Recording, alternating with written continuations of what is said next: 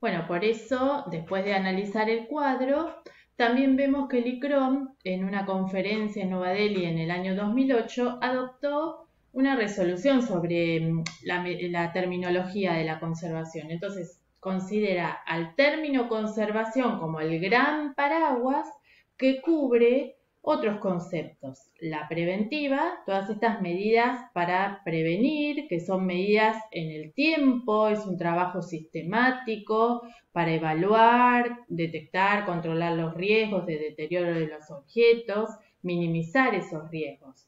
Después tenemos de remedio o interventiva, que es ya cuando hay que tomar decisiones, pero con respecto también a las generalidades o al propio objeto, pero que no interfieren en las características del objeto. Si no, por ejemplo, puede ser una desinfección, desmontajes para estabilizar la materia. Y por último, la restauración, son tratamientos destinados a recuperar la imagen, el concepto, poner en pie aquello que se había caído, volver a la situación anterior, a que el objeto o el bien pueda cumplir su función inicial, que por distintas condiciones no la estaba cumpliendo. Remoción de anteriores intervenciones, blanqueos, etc. Para todos estos procedimientos, para todas estas etapas que incumben a la conservación, algo que es fundamental es la información que viene de la investigación y generar documentación. Nosotros vamos a ir viendo a lo largo de la materia que hay muchos modelos de fichas para hacer diagnósticos, para detallar la situación actual de los objetos, de los bienes patrimoniales, y esos son documentos a futuro que después, en el camino del paso del tiempo, van a ser una fuente documental para aquel que tenga que hacer una conservación de remedio o para aquel que tenga que hacer una restauración. Entonces, todo objeto tiene su documento que lo avala, su información, y en el caso de toda esta etapa de conservación, de todo este camino, eso nos va acompañando. Nos va contando qué intervenciones ha tenido, qué personas pudieron haber actuado sobre él, qué tratamientos, en qué entorno estuvo emplazado, porque eso es muy, muy importante. Muchas veces los objetos no están en un mismo lugar.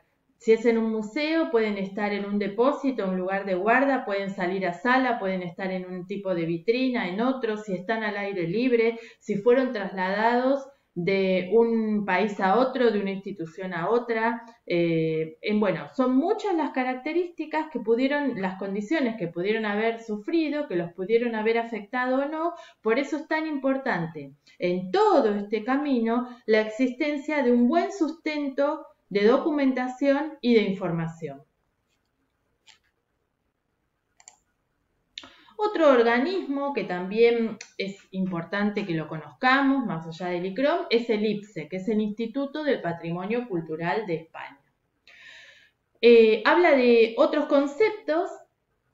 Nosotros en el ICROM teníamos el paraguas de la conservación y después teníamos la conservación preventiva, la conservación interventiva y la restauración. Acá tenemos la conservación preventiva, la preservación y la restauración, digamos como los tres términos que define el IPSE.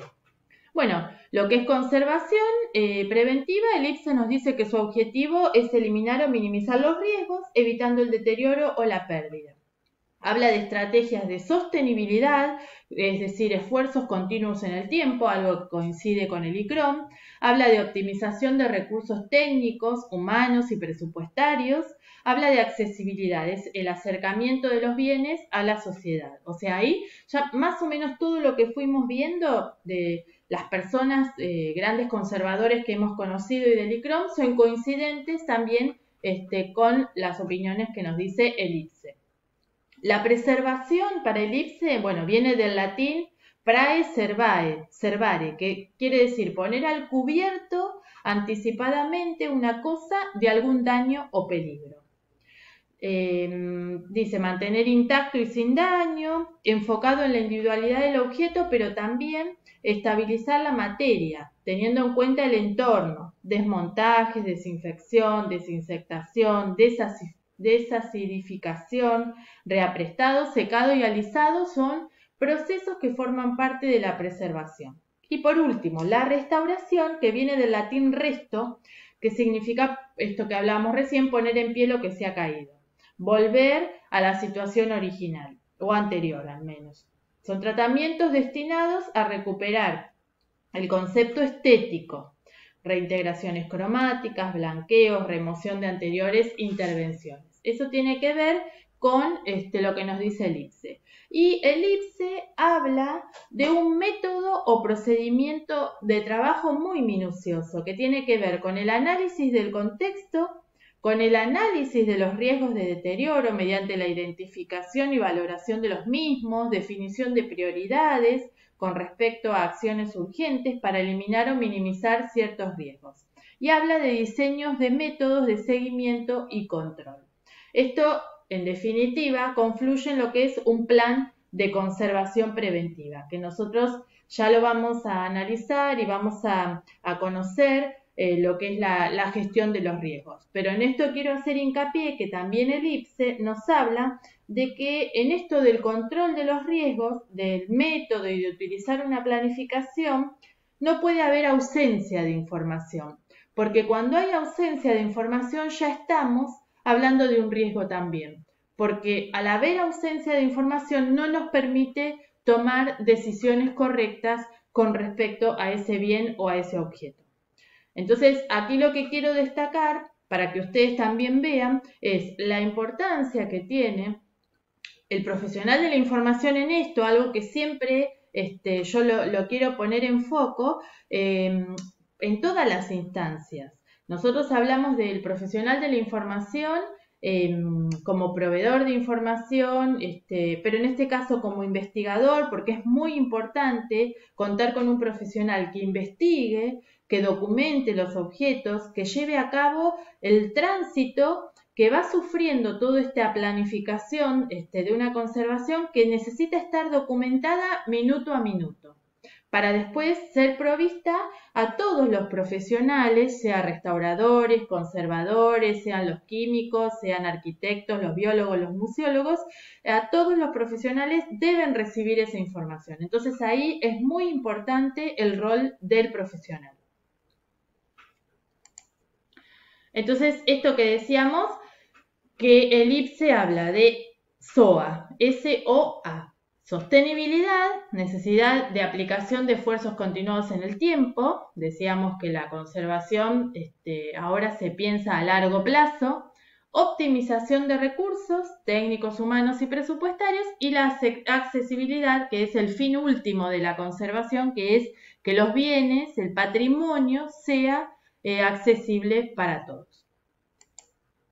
Bueno, aquí un punto muy importante es Philip Ward escribió un libro hace muchísimos años que con el aval de la UNESCO, Philip Ward recibió también reconocimientos de ICROM, y en este libro él habla de la conservación del patrimonio, que es una carrera contrarreloj. Esto de que es tan dinámico y digamos, a pesar de que este libro fue escrito hace muchos años, casi, no sé, más de 20 años, tiene plena vigencia. ¿En qué sentido? En el sentido de que nosotros hoy nos cuestionamos un montón de temas con respecto a la conservación preventiva. Cuando antes hablábamos de un bien cultural como aquellos solamente productos materiales, hoy nosotros hablamos de un bien cultural como aquellos productos materiales e inmateriales que hacen referencia a la historia de la civilización y que se asocia a las tradiciones culturales del hombre, atribuyéndosele valores universales de distinción. En este sentido, si pensamos la conservación como algo que debe considerar a todos los bienes, sean materiales o inmateriales, es aún más complejo. Y en estos tiempos, pensar la conservación de todo lo que se produce, por ejemplo, de origen digital, es más complejo aún. Por eso digo es que en este tema de pensar lo que Philip Ward nos decía hace muchos años, tiene plena vigencia. ¿Qué nos dice entonces Philip Ward en ese texto? La conservación, una carrera contrarreloj. Habla de un conocimiento científico y un sentido común. Lo mismo que decíamos al definir la conservación. Hay una pata científica muy importante, pero hay una parte central que es considerar quién va a acceder a ese patrimonio, que es la comunidad. Entonces, el equilibrio, que es responsabilidad de todos, es lo que él plantea, lograr ese equilibrio. Entonces, habla de puntos a tener en cuenta en ese método de trabajo. Conservación y estudios, que es el tratamiento correcto, depende de un diagnóstico correcto, un examen técnico, determinado y profundo del objeto. Habla de conservación y comportamiento de materiales, que cualquier objeto puede terminar en un museo, por ende el museo debe saber cómo cuidarlo, protegerlo, conservarlo. Esto es saber cómo tratar cualquier tipo de materia que haya sido trabajada por el hombre. Saber el comportamiento de esas materias en distintas circunstancias. Debe poder predecir su respuesta al medio ambiente donde se encuentre ubicado.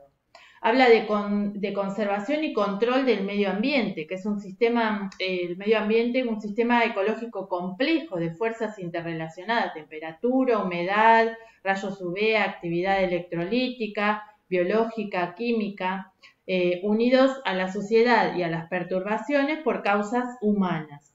Habla de conservación y almacenamiento. Muchos objetos requieren soportes especiales para ser almacenados, que muchas veces se diseñan especialmente para su almacenamiento y exposición. Habla de conservación y manipulación.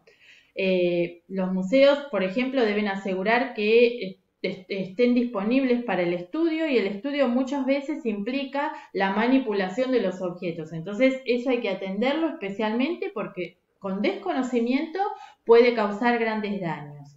Conservación y transporte, con embalajes especiales, conservación y tratamiento, conservación y limpieza. Limpiar el objeto no es una cuestión sencilla. La limpieza repetida puede ocasionar un serio desgaste. Entonces, limpiar al objeto para estabilizarlo y evitar un daño peor.